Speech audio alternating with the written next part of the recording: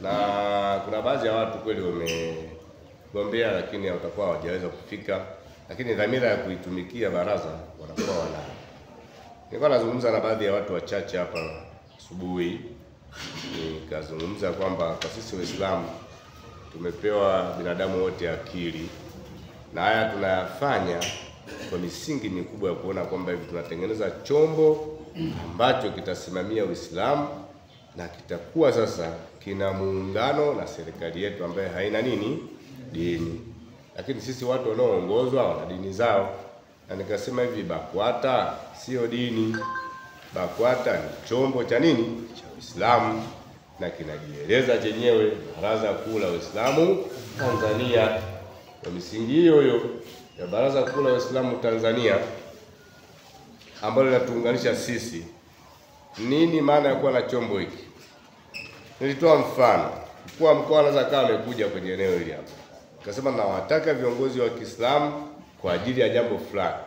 Kama hatuna chombo kama hiki na uongozi wa ngazi zile haupo, maimamu mtuko 1000, anaenda nani? Si unaelewana?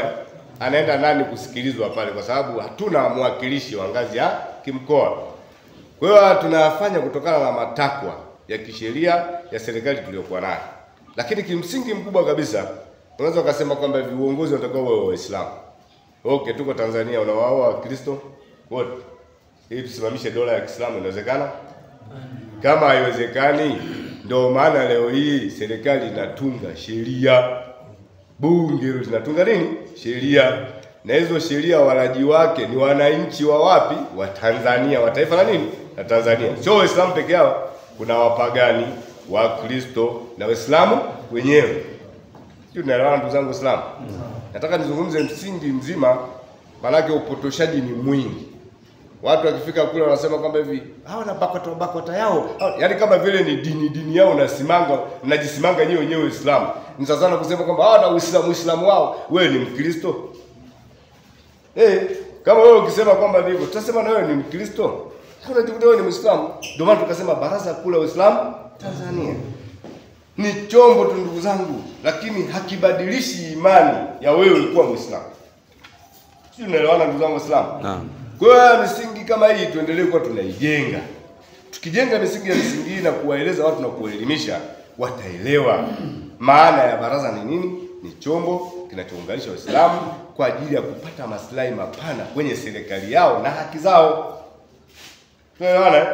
Lakini hata kipindi cha Mtume wetu Muhammad sallallahu alaihi wasallam kulikuwa kuna maswahaba, ndio. Lakini pia hata kama uchaguzi ulikuwa haupo kama wa kwetu, lakini walimteua fulani, bwana wewe ndio utakuwa imamu, si ndio? Si ndio uchaguzi huo?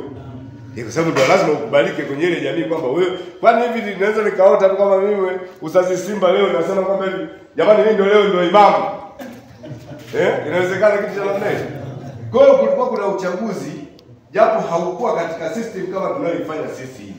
Lakini uchaguzi ulifanyaje? Ulikuwepo. Hata wao waswahaba nao walichaguliwa na Mungu. Mbona walikuwa wanene? Sio maswahaba wote. Sio ungekuwa wote kama mimi nilikuwa swahaba na nini. Lakini sikupata daraja hilo. Lakini maana anasema kwamba mitume hawa manabii ambao ni mitume wenyewe. Walikuwa kwa mitume walioandikwa wangapi? 25 kwenye kitabu cha Sheikh. Hata ukijana. Wao 25. Lakini wako 100 na ngapi? Sasa kwa nini sio mitume wote? Hao ndio walichaguliwa.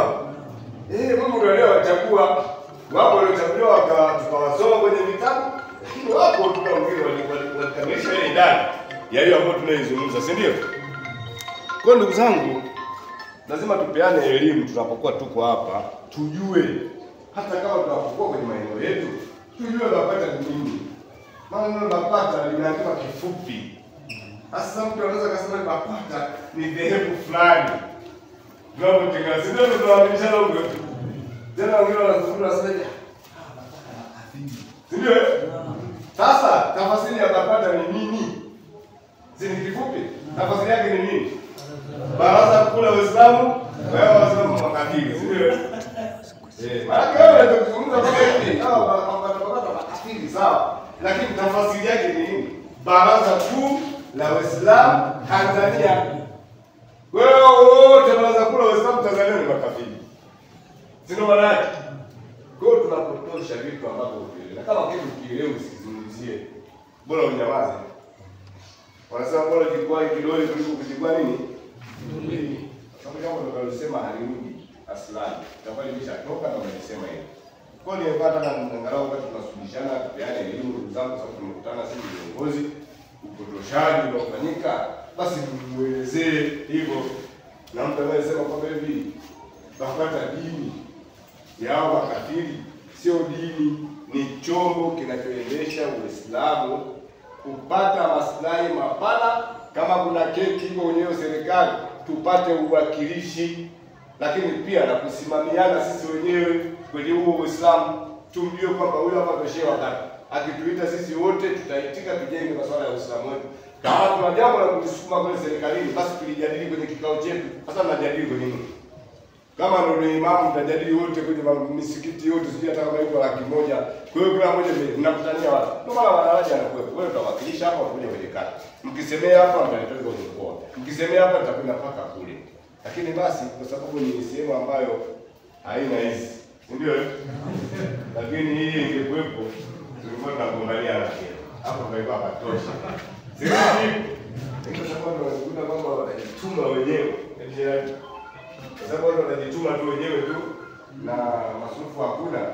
Basi watu tunakuwa tunarudi nyuma kujitokeza mbele. Sababu hizi hazipo. Bwana wachekesha mashaka zangu nikienda kwenye kata zetu. Wewe unakuwa shehe.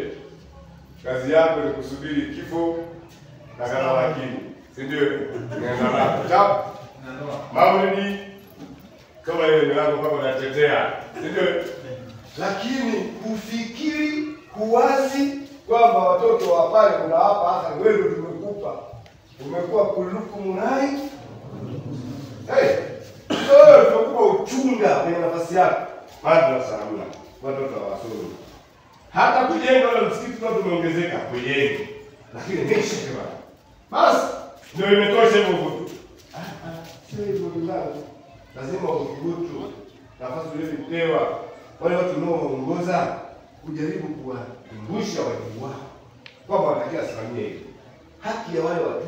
Angalia wewe, madrasa hamna, hamfikiri kumleta mwalimu, hamfikiri kumlipa mwalimu. Sasa mnaendeshaje hiyo dini?